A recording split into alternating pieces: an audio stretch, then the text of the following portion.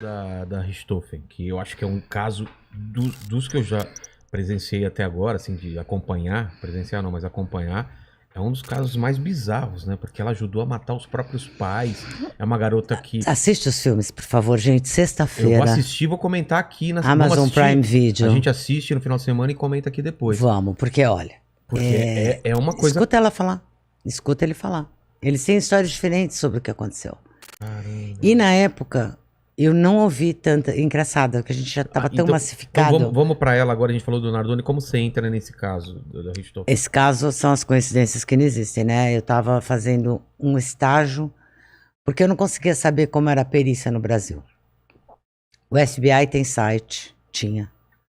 Estamos falando de 2001. 2002. A Scotland Yard, tudo você sabe. E Brasil? O Brasil não tinha nada. E eu não conseguia entender como que... Nem sabia que tinha perícia, assim, muito boa, assim, não sabia. Tá. Aí eu me inscrevi num curso de perícia na Academia de Polícia de São Paulo. Eu perguntei se eu podia ser ouvinte. Foi engraçado, porque Dr. Délio, ele olhou para mim e falou, olha, nunca ninguém perguntou. Mas não tem nenhum lugar que diz que pode, mas também não tem um lugar que diz que não pode. Pode ser ouvinte, vai, tudo bem, vou deixar. Eu estava escrevendo ainda o Louco ou Cruel, que é o primeiro livro. Aí ele me deixou ser ouvinte, e aí que eu fiquei sabendo, com esses peritos que ficaram meus colegas ali, eu fiquei sabendo que tinha não só perícia, como tinha uma perícia de homicídios, que ficava lá no prédio de homicídios, na Brigadeiro Tobias.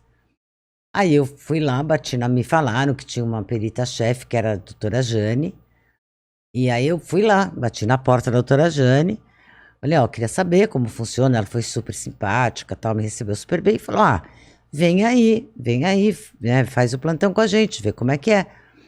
Ela foi, assim, pra mim, incrível, porque ela me abriu realmente um caminho, porque imagina que eu ia lá uma vez por semana, ela me deu umas dicas de uns peritos melhores, que tinham mais paciência de mostrar e tal, e eu ficava num plantão, eu subia na viatura onde eu ia com eles, ver local de crime.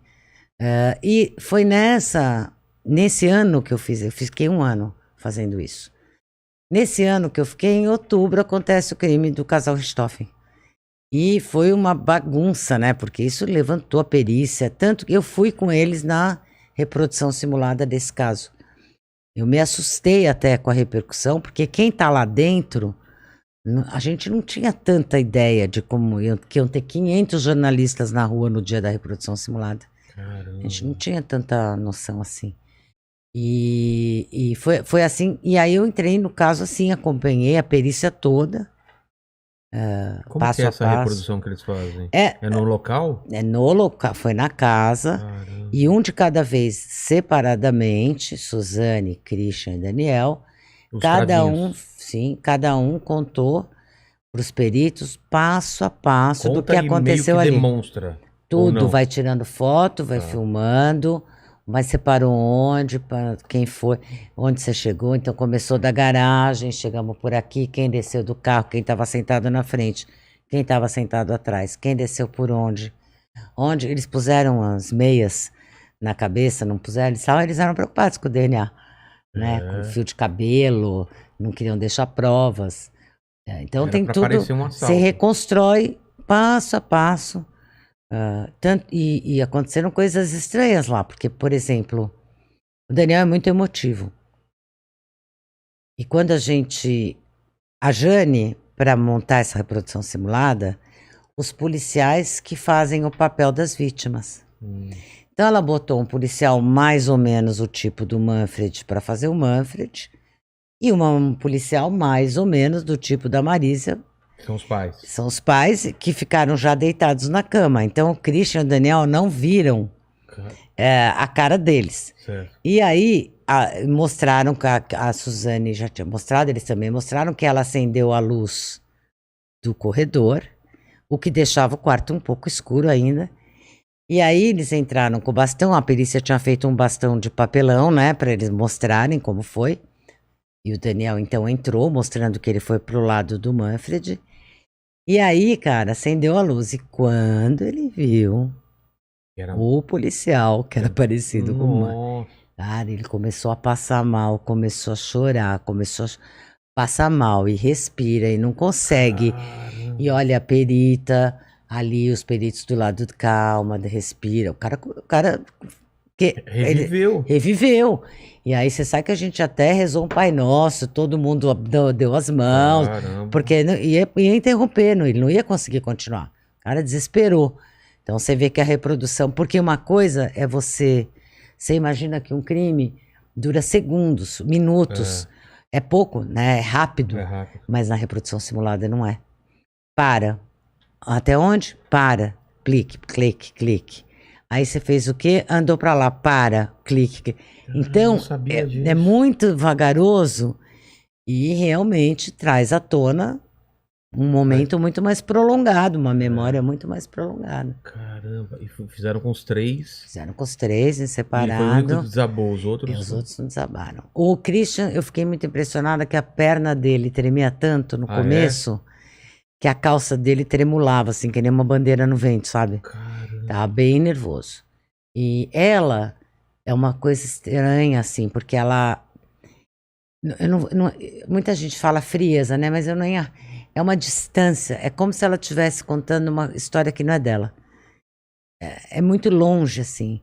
A perita Jane pergunta para ela, fala assim, me conta o que aconteceu naquele dia. E ela sempre quer tirar 10, né? Ela é a melhor aluna do planeta. Aí ela pergunta assim, mas quer que eu comece da onde contar? Daquele dia de manhã? Pode começar daí, do dia de manhã. E aí é uma voz monocorde, assim, aquele dia de manhã eu acordei, tomei café com a minha mãe, meu pai, com meu irmão, aí fomos pra escola. Assim, e é como se não fosse... Gente, já tá contando o dia que os pais morreram, assassinados, estraçalhados. Parece que ela tá contando um filme. E ela tá contando uma...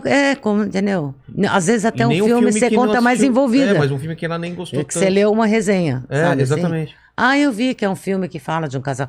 Então, eu não acho que é uma questão de ser fria. Entendeu? Por exemplo, ela estudou o processo para o júri.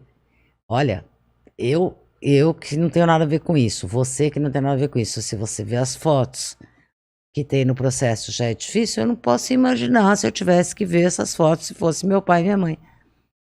Entendeu? Então, ela tem uma... É como se... É um split, na psicanálise fala bem. É uma distância, assim. Não é com ela, é outra, é o outro. Muito louco.